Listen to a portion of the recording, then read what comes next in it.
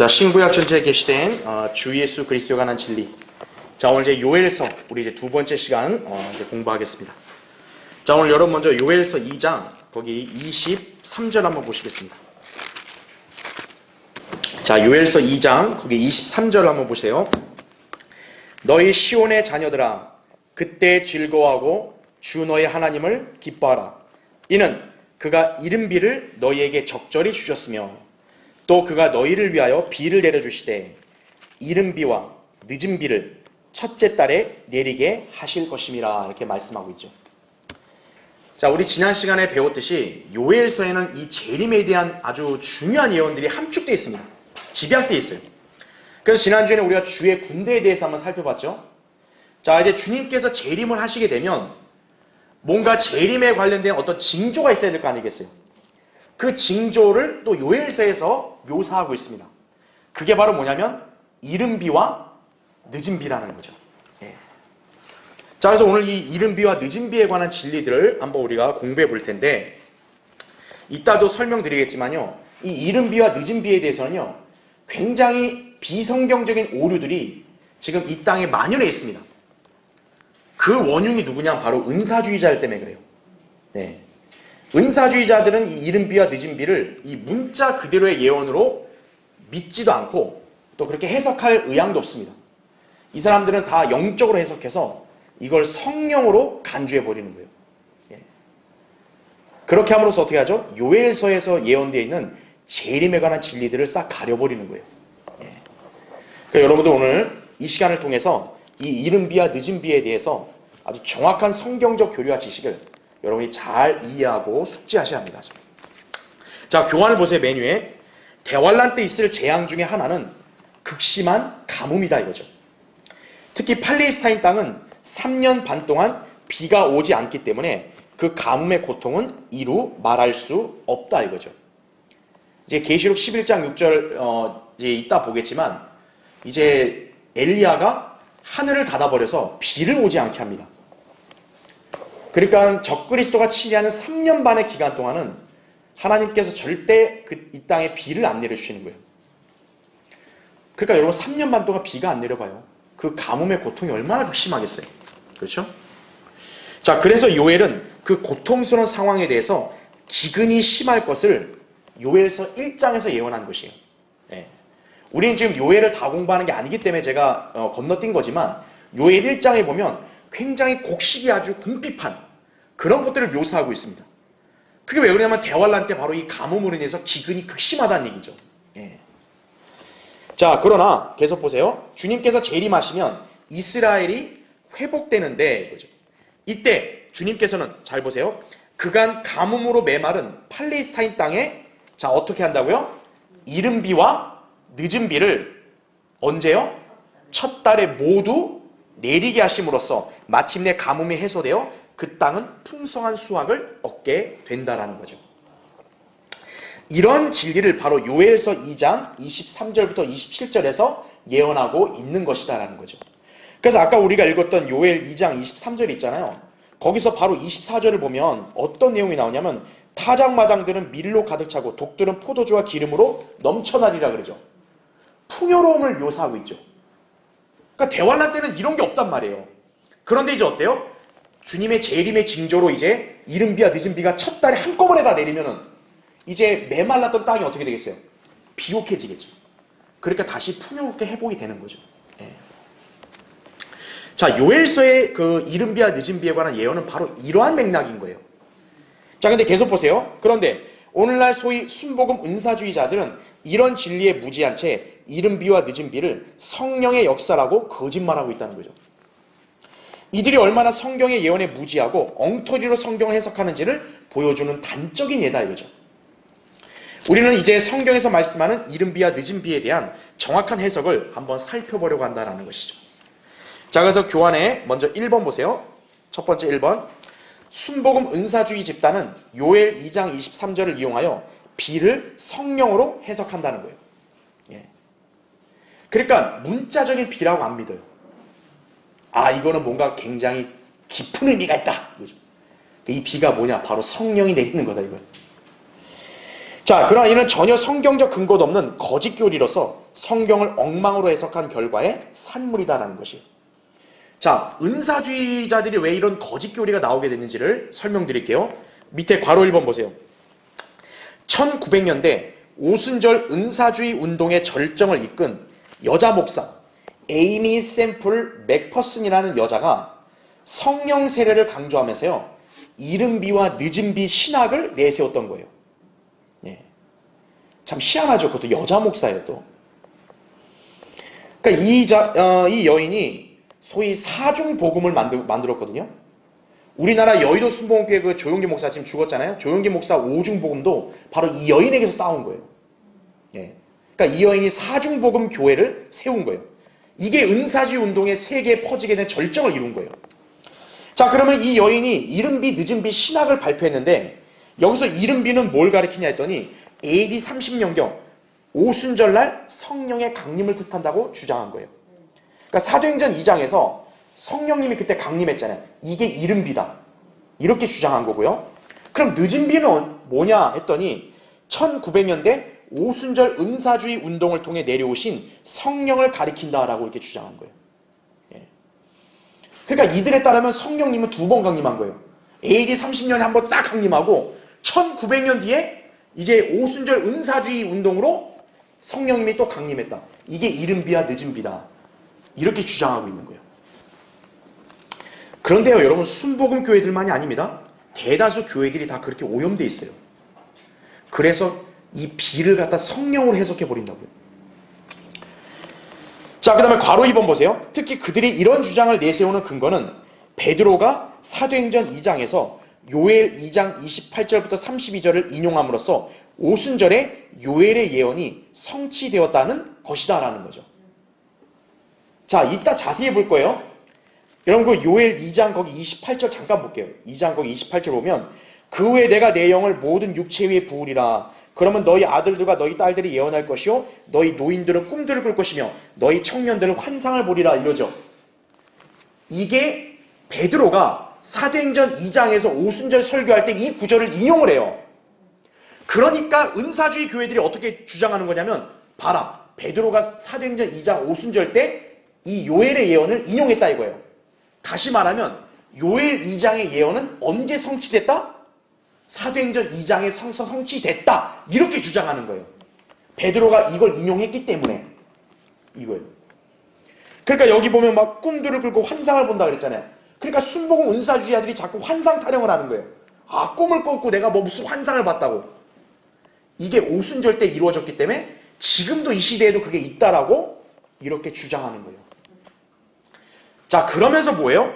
여기 성령 영을 부은다는 말이 나오니까 위에 23절에 있는 이른비 늦은비 있죠.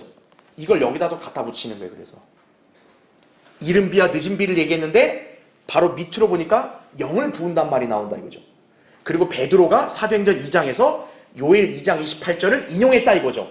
그러니까 사도행전 2장의 오순절 강림이다, 요엘 2장의 이게, 이렇게 주장하는 거예요. 그러니까 여러분이 이게 성경을 그럴듯하게 아무 때나 갖다 맞추게 되면요, 이런 심각한 오류가 나오게 된다는 것을 여러분 잘 기억하셔야 되는 거예요. 그래서 요엘 2장 23절의 이른비가 사도행전 2장의 오순절에 해당한다는 엉터리 주장을 펼치는 것이라는 거죠. 그러니까 오순절 은사주의 교회들만이 아니라 지금 오늘날 이 나라 대다수 교회들은 그 찬송가 중에 어떤 찬송가가 있냐면, 그 감으로 메마른 땅에 단비를 내리시니 성령의 단비를 부어 새 생명 주옵소서, 그 찬송가 있거든요. 그게 바로 은사주의 찬송가예요. 그러니까 소위 은사주의 집회에서는 그걸 계속 불러대는 거죠. 왜? 그거를 불러대가지고 어떻게 사람들 감정을 고취시키는 거예요. 예. 그러니까 비성경적인 오류로 된 찬송가를 갖다 불러대는 거예요. 그냥 아, 성령은 비다 이거예요. 이렇게. 자, 그럼 이제 괄호서 한번 볼게요. 은사주의 목사들이 이른비와 늦은비 이론을 정당화하기 위해서 자주 인용하는 구절이 바로 요엘 2장 23절인데, 하지만 이 구절은 그들의 주장이 거짓임을 입증하는 4가지 이유가 있어요. 자, 왜 그런지 볼게요. 동그라미 1번 보세요. 자, 우선 요엘 2장 23절에 보면 이 말씀을 누구에게 하셨어요? 너희 뭐라 그래요? 시온의 자녀들아 이렇게 얘기하고 있어요. 시온의 자녀들은 은사주의자들이나 오늘날 그리스도인들이 아니죠. 문자 그대로 뭡니까? 시온의 자녀들은 이스라엘 백성들을 가리키는 거예요. 오늘날 각 나라에서 활동하는 은사주의 목사들, 또 어떤 그리스도인도 지금 예루살렘의 시온에 있어요, 없어요? 없다고요. 네. 그러니까 이거는 일단 여기서부터 안 맞는 거예요. 자, 그 다음 밑에 동그라미 2번을 보세요. 이른 비와 늦은 비는 은사주의자들의 주장처럼 1900여 년의 간격을 두고 내리지 않는다라는 거예요. 아까 뭐라 그랬어요? 이 사람들은 이른 비가 사도행전 2장의 오순절이고 그 다음에 늦은 비가 1900년의 은사주의 운동이라고 했잖아요. 그러면 시간 간격이 거의 1900년 가까이 차이 나거든요. 근데 성경 어디에도 그런 기간 차이가 난다고 말씀하지 않았어요. 이른 비와 늦은 비 사이의 간격이. 계속 보세요. 보통 이스라엘 땅에서 이른 비는 언제 내린다고 해요? 가을에 내리고요. 늦은 비는 언제 내리는 게 일반적이에요? 봄이라고요.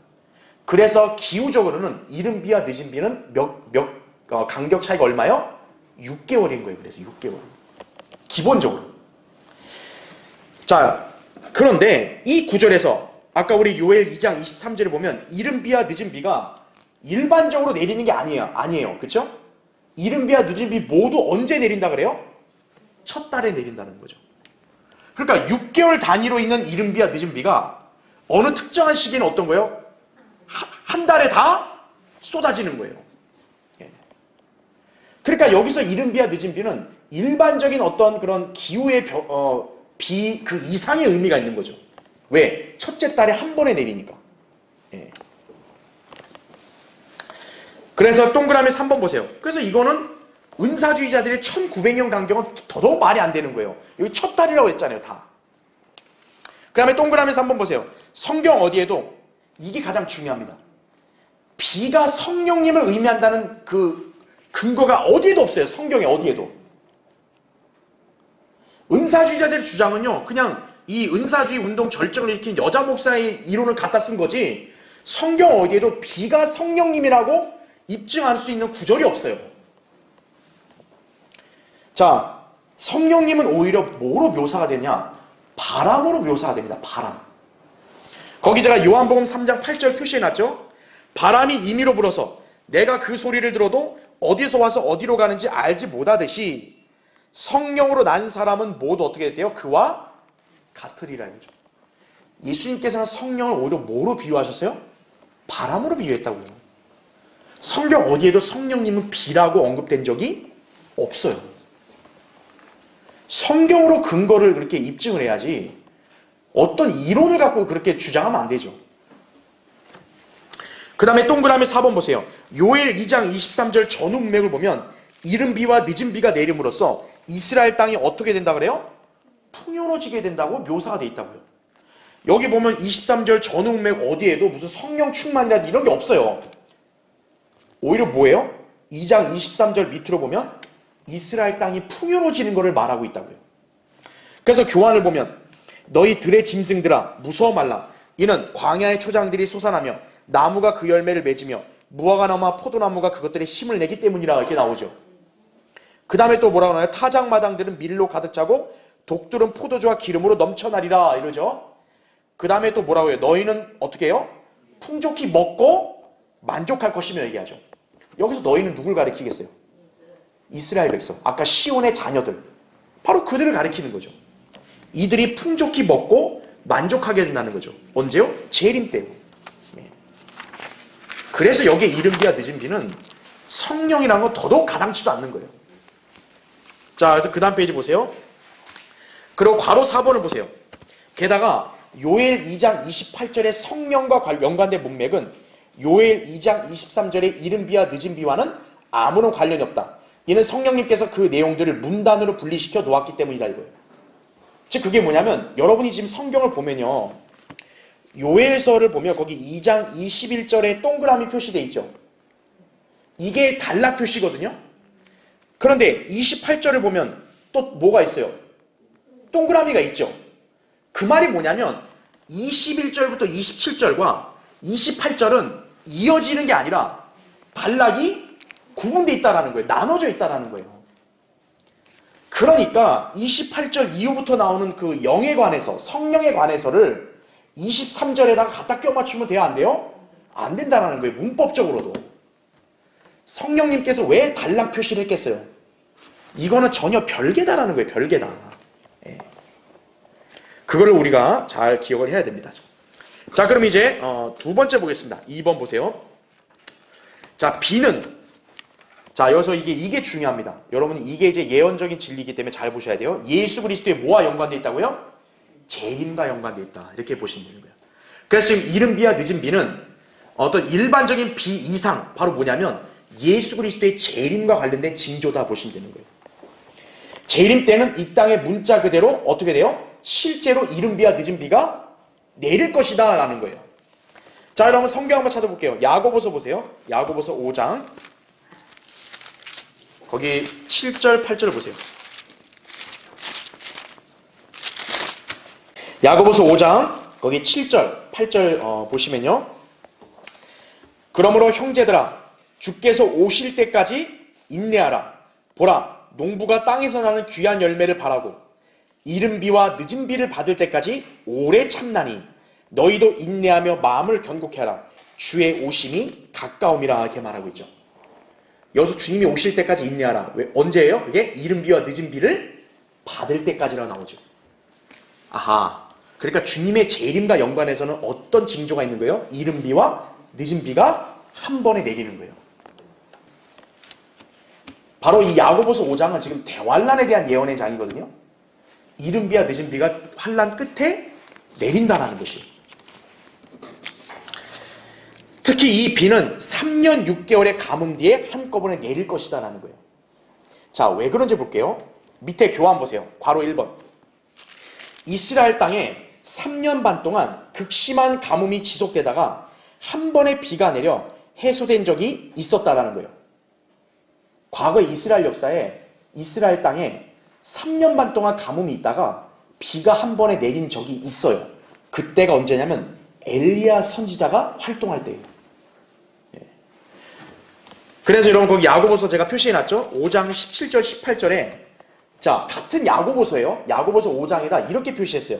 그 17절 18절을 보면 엘리야는 우리와 같은 성정에 속한 사람이지만 비가 오지 않기를 간절히 기도하였더니 3년 6개월이나 땅에 비가 오지 않았고 이렇게 나오죠. 여러분 거기 3년 6개월 잘 표시해 놓으세요. 그 다음에 18절 다시 기도하였더니 이제 어떻게 돼요? 하늘이 비를 내려 땅이 열매를 내었느니라 이렇게 말하고 있죠. 지금 이 구절이 과거의 북왕국 이스라엘 역사를 가리키는 게 아니에요. 이건 지금 대환란 때에 대한 예언을 가리키는 거예요. 자, 바로 뭐냐면 엘리야가 아합 왕 때 이렇게 해서 비를 내렸잖아요. 이 일이 대환란 때 다시 한 번 더 재현될 것이다 라는 걸 보여주는 거예요. 그래서 여러분 거기 동그라미 1번 보세요. 엘리야가 활동하던 시대는 북왕국 이스라엘의 아합 왕 통치 때다라는 거죠. 그래서 열왕기상 거기 17장 제가 1절부터 7절에 나오죠.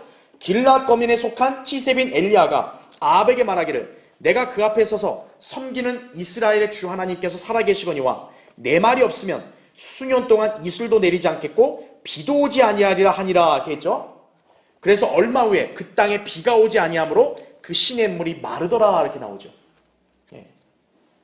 아합 왕은 아주 사악한 왕이니까 하나님께서 그 북왕국 이스라엘 땅에 재앙을 내리셨는데 3년 반 동안 비가 안 내린 거예요. 그러니까 오죽하면 시냇물이 다 말라버렸겠어요. 그럼 어떻게 사람이 살겠어요, 그렇죠? 자, 동그라미 2번 보세요. 이리하여 3년 반 동안 비가 전혀 내리지 않았다가 그 다음에는 어떻게 됐냐 이거예요. 그 다음에는 바로 비가 내린 거예요. 엘리야가 칼멜산에서 이 바알의 선지자들을 다 물리치고 난 다음에 아합 왕을 만나서 이렇게 얘기합니다. 여러분 거기 성경 찾을게요. 열왕기상 보세요. 열왕기상 18장.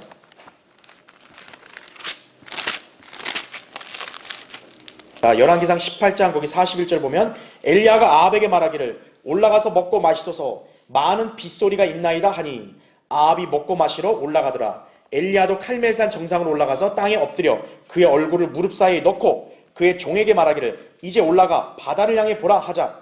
그가 올라가 바라보고 말하기를 아무것도 없나이다 하는지라. 엘리야가 말하기를 자 거기 잘 표시해주세요. 몇 번 다시 가라 그래요? 7번 다시 가라야죠. 왜 하필 7번일까요? 자, 이제 그 설명을 드릴 거예요. 그래서 거기 44절 보세요. 7번째 그가 말하기를 보소서 바다에서 사람의 손만한 작은 구름이 떠오르나이다 하니 엘리야가 말하기를 올라가서 아합에게 말하기를 왕의 병거를 준비하시고 내려가소서 그래야 비가 왕을 멈추지 못하리이다 하더라 하죠. 그 다음 45절 잠시 후에 하늘이 구름들과 바람으로 캄캄해지고 그 다음 어떻게 돼요? 큰 비가 내리는지라 이거죠. 예. 자, 이 사건에 대해서 야고보서 5장에서 다시 한번 언급한 거예요. 그럼 왜 언급했냐? 야고보서 5장에서는 아까 얘기했죠. 야고보서 5장이 뭐에 관한 예언이라 했어요?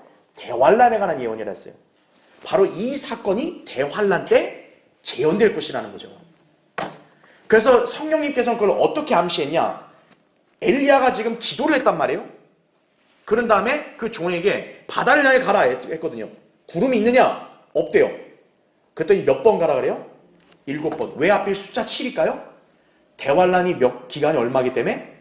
7년이기 때문에. 그 7년의 이제 간격이 끝나게 되면 어떻게 되는 거예요? 7번째 비가 내렸듯이 7년의 대환란 기간 끝에 바로 어떻게 돼요? 큰 비가 내리게 된다는 걸 가르쳐 주는 거예요. 자, 그래서 여러분 이걸 한번 정리를 하면요.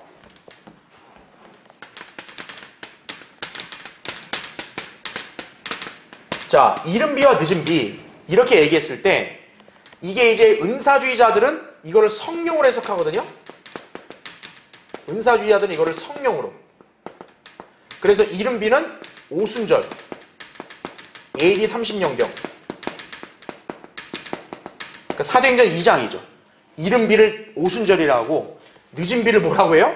이 사람들은 1900년대 은사주의 운동이다. 예. 그러니까 사기예요, 한마디로. 사기 치는 거예요. 예. 그런데 우리는 이게 아니라는 거죠. 이른 비와 늦은 비는 실제 비라는 거죠. 실제 비. 바로 실제 비 언제냐? 대환란 끝에. 예. 환란 끝에 내린다라는 거죠. 그래서 어떻게 내려요? 환란 끝에는 첫째 달에. 아까 제가 얘기했잖아요. 6개월 단위로 일단 내린다 했잖아요. 그런데 이거를 어떻게 되는 거예요? 대환란 끝에는 한 달에 모두 한꺼번에 내리는 거예요. 그래야 3년 반 동안의 그 메말랐던 가뭄이 해소가 될 거 아니겠어요? 그렇죠. 3년 반 동안 비가 안 왔으니까. 그거를 첫 달에 큰 비로 내리게 한다는 거죠. 이걸 바로 뭐로 예표로 보여줬냐? 바로 엘리야, 아합의 예표를 보여준 거예요. 그래서 야고보서 5장에서는 엘리야와 아합의 얘기가 나오죠. 자, 왜 그런지 볼게요. 자, 열왕기상에서는요, 열왕기상 18장의 사건은요, 대환란의 예표인데, 어떻게 알 수 있냐? 자, 엘리야가 등장하죠? 그렇죠? 자, 대환란 때, 요한계시록 11장에 보면, 하늘을 닫는 권세가 있어 비를 오지 못하게 하는 그 두 증인이 나와요. 바로 그가 누구라는 거죠? 대환란 때 역시 엘리야가 나오죠. 엘리야가 대환란 때 다시 등장하는 거예요. 그러면 엘리야가 누구랑 대적을 했어요? 아합과 대적을 했죠. 그렇죠. 아합을 대적해서 예언을 했죠. 대환란 때는 엘리야가 누구를 대적해서 예언을 해요? 적그리스도죠. 공교롭게도 아합은 누구를 예표해요? 적그리스도를 강력히 예표하는 인물이죠. 그러니까 과거에 엘리야가 적그리스도를 예표하는 아합을 대적해서 비를 안 오게 했던 예언은 대환란의 예표인 거죠. 그게 바로. 그래서 엘리야가 나중에 기도를 하고 나서 바다에 올라갈 때 몇 번째에 비가 내렸다고요?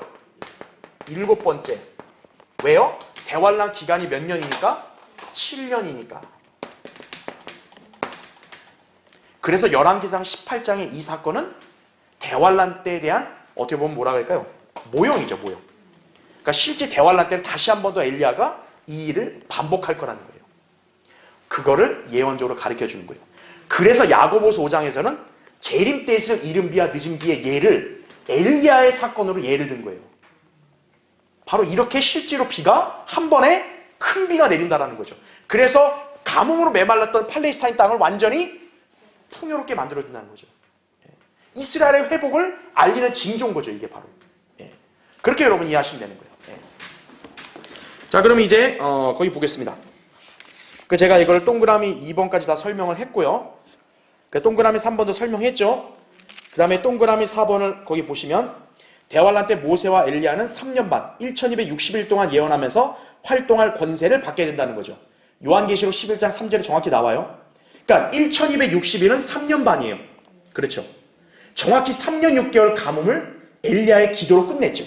엘리야가 3년 반 동안 비를 못 오게 하고 3년 반 끝에 기도해서 다시 내리게 하죠.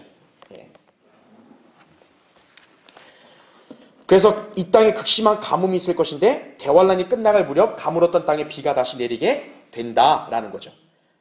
바로 그게 뭐냐면 이스라엘 남은 자들의 회개와 맞물려서 이루어진다는 걸 기억하셔야 돼요. 거기 동그라미 4번 그 마지막 줄에 나오죠. 이스라엘 남은 자들의 참된 회개와 맞물려서 이제 주님께서 어떻게 하는 거예요? 첫째 달에 이른 비와 늦은 비가 한꺼번에 큰 비로 내리게 하신다는 거죠. 그 말이 뭐냐면 이제 하나님께서 이스라엘의 회개를 받아주신 거예요. 이제 주님이 내려오셔서 그들을 회복시켜 주신다. 이거를 징조로 알려주는 거죠. 자, 그래서 거기 동그라미 5번 보세요. 동그라미 5번에 대환란 끝에 내리는 그 엄청난 비는 대환란을 통과하는 이스라엘의 고난이 끝났음을 알리는 표적이기에 주 예수 그리스도의 재림을 알리는 신호탄이 된다라는 거예요. 그러니까 이스라엘 백성들이 이제 거기서 확신을 가질 수 있는 거죠. 우리가 참된 회개를 했고 메시아를 받아들이니까 이제 표적으로 비를 주시는 거예요. 자, 그래서 성경에서는요, 주님께서 장차 뭐처럼 오신다고 말씀하고 있다고요? 비처럼 오신다고 말씀하고 있는 거예요. 우리 저번에 배웠던 호세아 6장 3절 있잖아요. 제가 호세아 6장 3절을 얘기할 때 거기 보면 그는 우리에게 뭐처럼 온다고 나와요? 밑줄 친 거 보면 비처럼 오시리니 땅에 내리는 뭐와 뭐요? 늦은 비와 이른 비처럼 오시리라 이거죠. 그래서 제가 이거 호세아 6장 할 때 이 부분을 요엘서 할 때 말씀드린다 그랬잖아요. 왜 그러냐? 바로 요엘의 이른 비와 늦은 비가 바로 이 호세아 예언과 맥을 같이 하는 거예요. 즉 이스라엘이 회개하면 회복이 되잖아요. 그 회복되는 징조로 주님이 오셔야 되잖아요. 그게 바로 이른 비와 늦은 비의 징조로 보여주시고 내려오신다는 거예요. 그래서 주님의 오심을 뭐라고 말했다고 하는 거예요? 지금 비처럼 오신다고 말한 거예요. 그래서 이른 비와 늦은 비는요, 재림과 연관된 그런 예언적인 징조지 무슨 성령 이거 아무 관계 없는 거예요. 그거는. 자, 그럼 맨 밑에 보세요. 괄호 2번 사무엘하 23장에도 주님의 재림과 연관해서도 뭐가 등장해요? 비가 등장합니다. 그래서 교환을 보시면 이게 이제 3절 4절의 말씀인데 이스라엘의 반석께서 내게 이르시기를 사람을 다스리는 자는 공의로워야 하며 하나님을 두려워함으로 다스려야 하는도다 이거죠. 여러분 이스라엘의 반석은 누구예요? 예수 그리스도 하나님이시잖아요. 그분께서 뭐라고 해요? 사람을 다스리는 자는 뭐 해야 된다고요? 공의로워야 한다죠. 왜 다스리는 걸 얘기했을까요? 바로 그 반석께서 지상에 오면 뭐 하는 거예요? 통치하고 다스리니까. 그렇죠? 공의로워야 한다 그러잖아요. 그러니까 예수 그리스도는 당연히 공의로 통치를 하시는 거죠. 자, 계속 보세요. 그리하면 그가 자 뭐와 같다 그래요? 해 돋을 때에 아침 빛같이 되리니 곧 구름 없는 뭐 같다고요? 아침 같겠고 그 다음 이 표현 잘 보세요. 비 온 후에 맑게 반짝임으로 땅에서 돋아나는 연한 풀잎 같으리라 하셨도다 이렇게 말씀하고 있죠. 그래서 동그라미 1번 보시면 이스라엘의 반석이란 주님의 재림을 이야기하는 신명기 32장에서 그분은 반석이시며 라는 어구와 정확하게 맥을 같이 한다는 거예요. 그러니까 신명기 32장에도 하나님을 반석이라고 얘기하는데 신명기 32장도 문맥이 재림을 예언하는 거예요. 그러니까 사무엘하 23장도 결국 무슨 예언이라고 보면 되는 거예요? 재림에 관한 예언이다 이렇게 보면 되는 거예요. 바로 재림 때 공의로 통치하실 예수 그리스도 곧 메시아 왕을 가리키는 것이라는 거죠. 그래서 동그라미 2번 보세요. 재림하시는 주님께서 뭐와 같처럼 빛나신다 그래요? 아침 해. 그 맑은 아침이 마치 비 온 뒤에 맑은 햇빛을 받으며 돋아나는 새싹과도 같으리라고 묘사하는 것이다 이거죠. 이게 뭘까요? 바로 여러분 보세요. 비가 싹 많이 내리고 나면 비가 그치면 어떻게 돼요? 맑아지고 해가 떠오르잖아요. 자, 예수 그리스도는 의의 태양이라고 말라기 4장에서 우리 배웠죠. 태양이 맑을 때 떠오르잖아요. 바로 뭐냐면 비 온 다음에 태양이 떠오른다고 지금 말하고 있죠. 즉 대환란 끝에 이제 주님이 재림하기 직전에 이른 비와 늦은 비가 싹 내릴 거 아니겠어요? 내리고 나면 이제 어떻게 되는 거예요? 맑은 하늘에 태양이 떠오르는 것처럼 예수 그리스도가 재림하신다는 걸 가리키는 거예요. 즉 이스라엘 땅에 이른 비와 늦은 비가 다 내리고 나면 예수 그리스도가 군대를 이끌고 이 땅에 내려오신다는 걸 말하고 있는 거예요. 그게 바로 우리가 지난주에 배웠던 주의 군대, 바로 주님이 그분의 군대를 데리고 이 땅에 내려오기 직전에 이른 비와 늦은 비가 내리는 거예요. 먼저 비가 내릴 때는 태양이 뜰 수 없잖아요. 그렇죠? 비가 내리고 나야 이제 맑아지면서 태양이 떠오르잖아요. 바로 그게 순서죠. 순서. 이른 비와 늦은 비가 내리고 나면 태양이 떠오르듯이 주님이 직접 재림하신다. 이거를 가리키는 거죠. 자, 그러니까 우리가 두 번째 구절도 뭐냐? 바로 사무엘하 23장을 통해서도 재림과 연관해서 비가 내리는구나 알 수 있는 거예요. 그 다음에 괄호서 한번 보세요. 또 시편 68편도 있습니다. 시편 68편은 주님의 재림에 대하여 위대한 교리를 장엄하게 펼치고 있는 장이에요. 자, 거기 68편에는 뭐가 나오냐면 적그리스도가 머리에 상처를 입는 게 나와요. 21절에. 또 아마겟돈 전쟁에서 적그리스도가 패망하는 것도 예언되어 있어요. 12절과 23절에. 그리고 22절에는 휴거를 언급하고 있습니다. 즉 다시 말하면 시편 68편에는 모두 재림과 연관된 예언이에요. 그런데 그 68편 9절에 이런 말씀이 있어요. 그 교환 보면요. 오 하나님이여 주께서는 자 뭐라고 나와요? 흡족한 비를 내리시어 주의 유업이 곤비할 때 주의 유업을 견고하게 하셨나이다. 이 말씀이 나오죠. 그러니까 지금 재림을 얘기하는 장에서 주께서는 흡족한 비를 내린다고 나오죠. 이 비가 바로 이른 비와 늦은 비를 가리키는 거예요.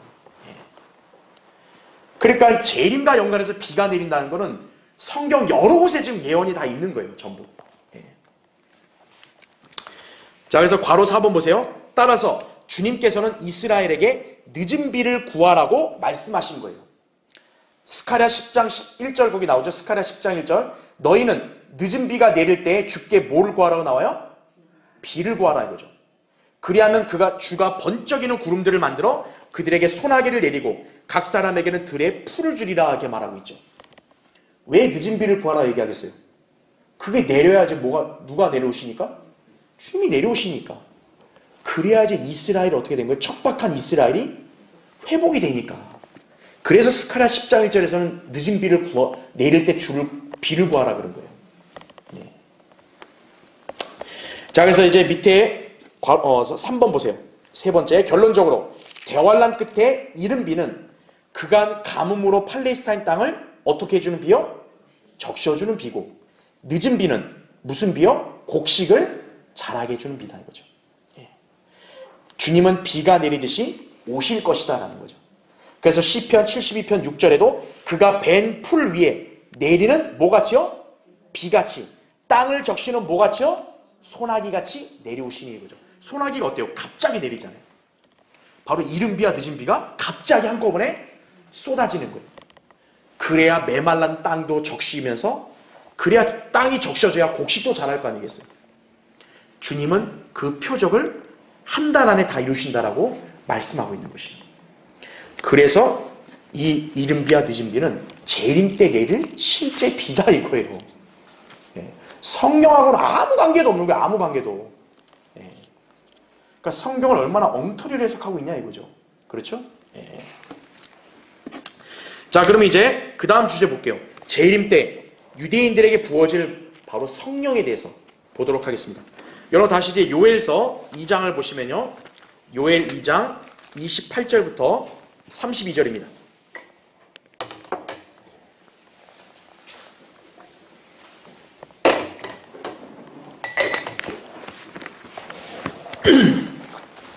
자, 요엘 2장 28절부터 32절 보면요. 그 후에 자, 여러분 이거 잘 표시해 놓으세요. 그 후라고 나오죠.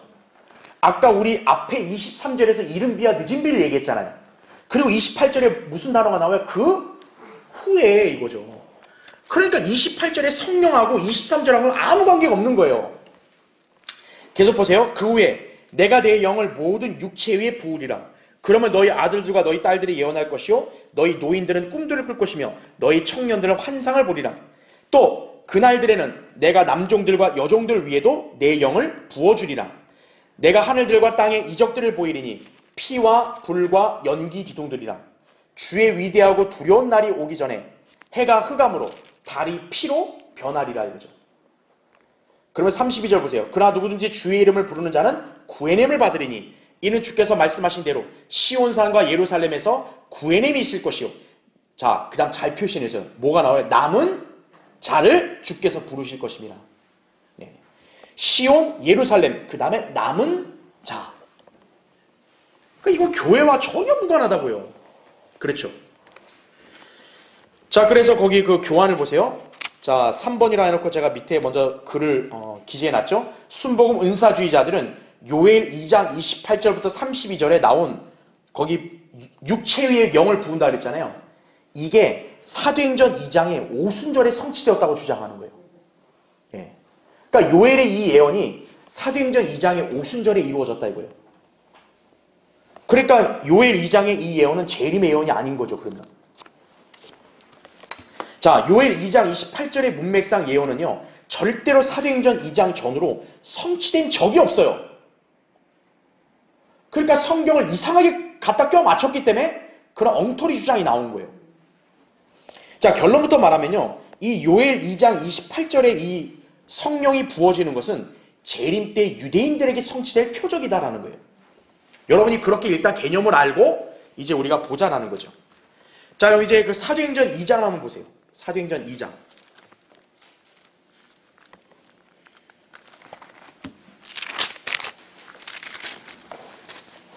자, 사도행전 2장 거기 16절 한번 보세요. 지금 사도행전 이제 그 상황이 이제 베드로와 11 사도들이 이렇게 성령을 충만해서 방언을 말하니까 다들 놀라운 거 아니겠어요? 그렇죠?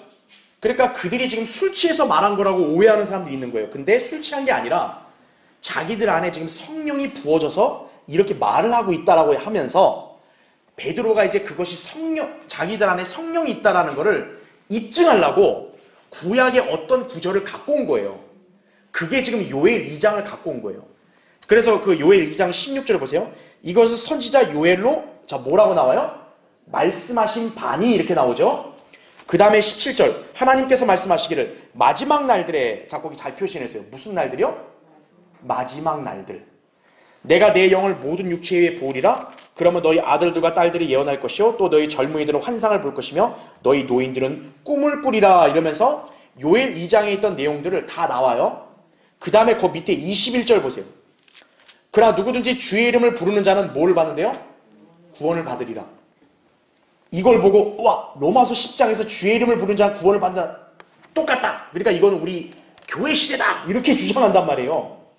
근데 우리 요엘서 아까 봤을 때는 구원이란 단어가 없었어요. 구해냄이란 단어가 있었죠. 그러니까 여기서의 구원은 우리 신약 성도들이 구원받는 그 개념이 아니에요. 남은 자들 주님의 이름을 부르면 구해냄을 받는다는 개념의 구원이라고요. 자, 베드로가 지금 이 요엘서 2장을 인용하니까 소위 은사주의자들 뿐만 아니라 대다수 주석가나 목사들은 이걸 어떻게 해석하냐면요. 우리 16절 다시 보세요. 우리 성경에 뭐라고 나와요? 선지자 요엘로 말씀하신 바니 이러잖아요. 근데 이 주석가들이나 이 목사들, 은사주의자들은 이것은 선지자 요엘의 예언이 성취된 거니 이렇게 읽는다고요. 그러니까 요엘 2장의 예언이 이때 성취된 거다. 이렇게 자기들이 이렇게 해석을 해버려요. 자, 그런데 보세요. 여러분 거기 그 19절 같은 거 예를 들어 19절 보세요. 내가 위로 하늘에서는 이적들과 아래로 땅에서는 표적들을 보이니 피와 불과 연기라. 여러분 하늘과 땅에서 피와 불과 연기가 난 적 있어요? 사도행전 2장 이후로? 이거는 문자적으로 도저히 이해가 안 되잖아요. 그러니까 어떻게 하냐? 이거를 영적으로 해석해버리는 거예요. 선지자 요엘의 예언도 이건 영적인 거다 이거죠. 그러니까 무슨 육체에 부어진다 그냥 우리가 성령 받는 거고 이런 뭐 하늘과 땅에 이런 뭐 이거는 영적이다. 이렇게 해석해버리는 거예요. 그러니까 완전히 그냥 엿장수 마음이죠. 그냥 자기 마음대로 갖다 붙이는 거죠. 그렇죠? 자, 그러면 거기 2번 보세요. 그 2번 두 번째. 만약 요엘 2장 28절 32절 예언이 사도행전 2장의 오순절 때 성취되었다고 가정하면 여러 가지 모순과 문제점에 직면하게 된다는 거예요. 왜 그런지 보세요. 괄호 1번. 성령께서는 사도행전 2장 어디에서도요, 모든 육체에게 부어졌어요? 안 부어졌어요? 안 부어졌어요. 자, 사도행전 1장의 다락방에는 누구냐? 120명이 있었는데 성령으로 충만해서 방언을 말한 사람들은 오직 몇 명밖에 없어요? 12명밖에 없어요. 12사도들. 그럼 나머지 108명은 뭐예요? 왜? 육체가 성령이 안 부어졌냐고요. 그렇죠. 그 다음에 3,000명 개종자. 베드로가 이게 오순절 설교에서 3,000명이 회심했잖아요. 근데 사도행전 2장 어디를 봐도요, 그들에게 성령이 부어졌단 말이 없어요. 또 사도행전 17장 34절에 개종자들에게도 성령이 부어졌다는 말은 없어요. 그러니까 성령을 선물로 받긴 했지만 성령이 그들 육체에 다 부어졌다는 말은 있어 없어요? 없다는 거죠. 그 다음에 괄호 2번 보세요. 더 중요한 게 뭐냐? 오순절 전으로 신약 어디에서도요, 성령께서 모든 육체 위에 부어진 적 있어요? 없어요? 없어요. 여기 보면 모든 육체 위에 부어진다 했잖아요. 근데 지금 이 땅에 모든 육체 위에 성령이 부어졌어요? 아니잖아요. 하나님의 거듭난 자녀는요, 영으로 거듭났고 육신 안에 있지 않잖아요. 근데 여기는 육체 위에다 어떻게 한대요? 성령을 부은다 그랬잖아요. 근데 우리가 육체 위에 성령을 받았어요? 여러분? 아니잖아요. 우리는 구원받는 순간 어떻게 했어요? 우리 영이 거듭났고 우리 육신은 우리의 혼으로부터 분리가 됐죠. 그리스도의 할례로 분리가 됐다 그랬잖아요. 그렇죠. 그러니까 우리는 육신과 무관한 사람이 돼버린 거예요. 근데 지금 여기 사도행전 2장이나 요엘 2장은 육체 위에 어떻게 되는 거예요? 성령이 부어지는 거예요. 개념이 다르다고요, 완전히. 그렇죠. 심지어는 모든 유대인의 육체 위에도 성령이 부어진 적이 없어요. 사도행전 2장 이후부터 지금까지 스가랴 12장 10절을 보면요, 모든 유대인들의 육체 위에 영이 부어진다 했거든요. 근데 그게 이루어진 적이 없다고요. 그럼 뭐냐 이거예요. 아, 이건 영적이다. 이게 이제 아주 핑계대기 좋은 거죠. 그러니까 쉽게 말하면. 그렇죠? 자, 이제 마지막 페이지 넘어오셨죠? 그 다음에 괄호 3번을 보세요. 사도행전 2장에서는 자, 아무도 꿈을 꿨어요? 안 꿨어요? 안 꿨다고요. 아까 우리 요엘 2장을 읽을 때 그 청년들이 환상을 보고 노인들이 꿈을 꾼다 그랬잖아요. 근데 사도행전 2장 여러분 어디를 다 펴봐도 꿈꾸는 사람 나와요? 안 나와요? 안 나온다고요. 그 다음에 반대로 사도행전 2장에서는 2장 18절에는 그들이 예언한다고 나왔거든요. 근데 요엘서 2장에는요, 거기에는 예언이란 말이 없어요. 그리고 뭐예요 이건? 요엘 2장의 예언이 완전히 성취된 게 아니라는 거예요. 그 다음에 더 중요한 게 뭐냐? 요엘서 2장 어디를 봐도요, 방언은 한마디도 안 나와요. 방언은. 근데 이 사람들은 성령의 역사를 증거를 뭐라고 얘기해요? 방언이다는 거예요. 왜 사도행전 2장에 방언했잖냐 이거예요. 근데 요엘서 2장에는 방언이 나와요? 안 나와요? 안 나온다고요. 그 다음에 괄호 4번 보세요. 하늘들과 땅의 이적들인 피와 불과 연기 기둥이라든지요. 또 요엘 2장 31절에는 해가 흑암으로 달이 피로 변한다고 나오거든요. 그거 사도행전 2장에 그런 일이 있었어요? 없었죠. 지금까지도 이런 일이 있었어요? 없었다고요. 왜 없을까요?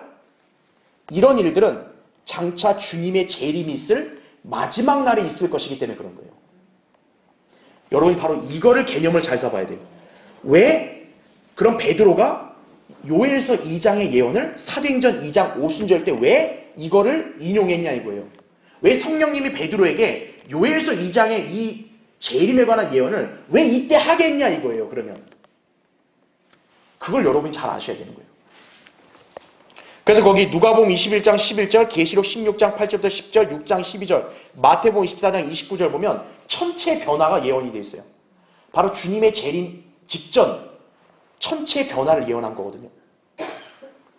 그러니까 요엘서 2장의 예언은 바로 언제를 가리킨다는 거예요? 재림 때를 가리킨다는 거예요. 예. 그러면 괄호 5번 보세요 또. 요엘은 시온산에서의 구해냄에 대해서 말하고 있다 이거죠. 시온산은 성전이 있고 예루살렘 안에 있는 걸 가리키는 거죠. 영적으로는 소돔과 이집트라고 대환란 때 불리죠. 계시록 11장 8절에. 그러니까 요엘은 갈보리나 골고다에서의 구원을 가리킨 게 아니에요. 시온, 예루살렘의 구원을 가리킨 거라고요. 자, 그럼 이제 그 밑에 3번을 보세요. 선지자 요엘의 예언에 대한 시점은 바로 언제라는 거예요? 그 날들이라는 거예요. 자, 그래서 여러분 잘 보세요, 여기요. 자, 요엘서 2장 28절부터 32절에서 이 부어지는 영이 있죠? 이거를 베드로가 사도행전 2장에서 인용을 했단 말이에요. 그렇죠? 그러니까 이거를 갖다가 오순절 성령 강림이다 이렇게 해석해버린단 말이에요. 그게 아니라는 거죠. 지금 보니까 요엘서 2장에서 여러 가지 나타난 표적들, 이적들을 보니까 이때 이루어진 게 없어요. 그러면 왜 성령님은 베드로가 오순절 때 이거를 인용하게 했냐 이거예요. 이게 바로 뭐냐면 우리가 경륜을 봐야 되는 거예요. 자, 사도행전 2장은 바로 뭡니까? 경륜적으로 바로 왕국이 임할 직전의 마지막 때이기 때문에 그런 거예요. 이때가. 즉, 경륜적으로 보면 바로 이때가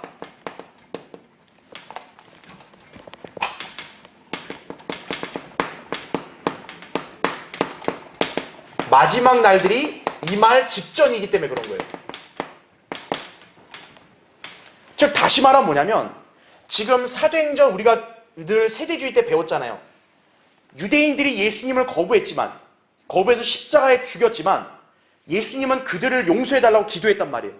그래서 예수님이 승천한 다음에 사도들에게 다시 한번 왕국 복음을 위임을 했죠. 그래서 유대인들이 사도행전 2장에서부터 사도들이 전한 복음을 그대로 믿고 받아들였다면 민족적으로 그러면 어떤 일이 발생해요? 구약에서 예언했던 마지막 날에 대한 주의 날에 대한 예언이 이때 성취가 되는 거죠. 바로 지금 베드로가 설교하는 이 시점에는 그게 가까이 있는 거예요. 가까이 있으니까 어떤 거예요? 너희들이 지금 회개하고 메시아를 받아들이면 요엘 2장의 이 예언이 가까운 때에 성취된다. 이걸 얘기하는 거예요, 지금. 예. 그러니까 요엘 2장의 예언이 사도행전 2장에서 성취됐다가 아니라 사도행전 2장의 상황이 너희들이 믿고 회개하면 이게 가까운 때에 이루어진다라는 거예요. 그거를 성령님이 암시해 준 거라고요. 예. 그런데 문제가 생겼죠. 문제가 뭡니까? 경륜적으로 유대인들이 스테판의 설교까지 거부해버렸죠. 사도행전 7장에서 아예 민족 전체가 그냥 거부해버렸죠. 그러니까 어떻게 된 거예요? 이 마지막 날에 대한 예언이 2000년 뒤로 연기돼 버린 거예요. 그래서 이게 뭐냐? 2000년 연기가 된 거예요. 그렇기 때문에 요엘서 2장의 예언이 사도행전 2장은 물론이고 지금 현재까지도 아직 이루어지질 않은 거예요. 그래서 이건 언제 이루어지는 거예요? 이제 대환란, 유대인들이 대환란을 통과하고 재림 때 주님이 재림하시게 되면 이제 이들에게 이 예언이 이루어지는 거죠. 그걸 나눌 수 있어야 된다고요. 그러니까 사도행전 2장이 특수한 상황이기 때문에 그런 거예요. 바로 주의 날, 이스라엘이 회개하고 회복되기에 가까운 때이기 때문에 이때 그들이 진짜 했다면 왕국이 임할 직전의 상황이기 때문에 이들의 입장에서는 요엘서 2장의 예언도 가까운 때에 있는 거예요. 이들에게는. 그러니까 베드로가 그걸 인용하게 한 거예요. 성령님은. 근데 문제가 뭐냐? 인용은 했지만 이들이 결국 7장까지 가서는 거부해버리니까 이 예언이 멀리 2000년 뒤로 연기가 돼버린 거죠. 예. 그러니까 이거는 과거에 성취된 적이 없어요. 그거를 성경의 예언을 문자 그대로 제대로 기록된 대로 믿질 않으니까 은사주의자들의 헛소리가 나오는 거예요. 무슨 성령이 어디에 부어졌니 뭐니 성령 운동, 은사주의 운동이니 이런 소리 하는 거예요. 그걸 여러분이 잘 분별할 수 있어야 한다는 거죠. 자, 그래서 거의 마지막 이제 5번 보세요. 이스라엘이 대환란을 통과하며 남은 자들이 대대적인 회개를 할 때 하나님께서 그들의 모든 육체 위에다 이제 뭘 부으신다고요? 성령을 부으실 것이다 라는 얘기죠. 우리 예전에도 새 언약 배웠잖아요. 이스라엘이 이제 회개하면 용서받아서 하나님께서 그들의 마음속에 아예 법을 심는다 그랬잖아요. 이제 이스라엘이 대환란을 통과하면서 모두는 아니어도 남은 자들이 회개를 하면 어떻게 되는 거예요? 이제 주님이 이른 비 늦은 비 내리시고 그 다음 주님이 재림하시고 이제 그들의 육체는 뭐예요? 성령이 모든 유대인들에게 부어지는 것이. 그래서 거기 스가랴 제가 표시해놨죠. 12장 10절을 보면 또 내가 다윗의 집과 예루살렘의 거민들을 위해 뭘 부어준대요? 은혜와 간구의 영을 부어주리라 이거죠. 이게 요엘서 2장의 내 영을 육체에 부은다는 말의 뜻인 거죠. 그러면서 여기 나오잖아요. 그러면 그들은 그들이 찔렀던 나를 쳐다볼 것이며 그들이 그를 위하여 애통하리니 마치 어떤 사람이 자기 외아들을 위하여 애통함 같이 할 것이요 그들이 그를 위하여 비통에 잠기리니 마치 어떤 사람이 자기 첫 아들을 위하여 비통에 잠기듯 하리라 이거죠. 이스라엘이 완전히 회심하는 거죠. 회복되고. 그래서 괄호 1번 보면 성령이 그날들에 아까 요엘 2장 29절에 그날들에 라고 했을 때는 이때가 바로 재림 때 이스라엘 집 위에 부어진다는 거죠. 그래서 요엘 2장에서 말하는 남종들과 여종들이라 했을 때는 그리스도인을 가리키는 게 아니에요. 유대인 남종 여종들을 가리킨다는 거죠. 그 다음에 괄호 2번 요엘은 그날들에 이스라엘이 어떻게 된다고요? 구속받고 회복되리라고 요엘서 3장 1절에 예언하고 있어요. 그러니까 아까 요엘 2장 28절 32절이 끝이잖아요. 2장 끝. 그거를 얘기하면서 3장 1절에 뭐라고 얘기해요? 이스라엘이 구속받는 걸 얘기한다고요. 바로 이스라엘의 구속을 받으면 그런 일이 일어난다는 거죠. 이때 구원받게 될 사람들은 남은 자들이 될 것이다라는 거죠. 남은 자들. 그래서 뭐 요한계시록 12장 17절, 스가랴 8장 6절 12절, 스파냐 3장 13절, 아모스 5장 15절 등 남은 자와 연관된 바로 이러한 예언이 여기에 해당된다 보시면 되는 거죠. 그래서 아까 제가 얘기한 대로 그래서 요엘은 그 구에렘에 대해서 시온산에 있는 도시 예루살렘에서 있을 것을 말한 거다라는 얘기죠. 그래서 제가 거기 이사야 4장 3절 4절 표시해놨죠.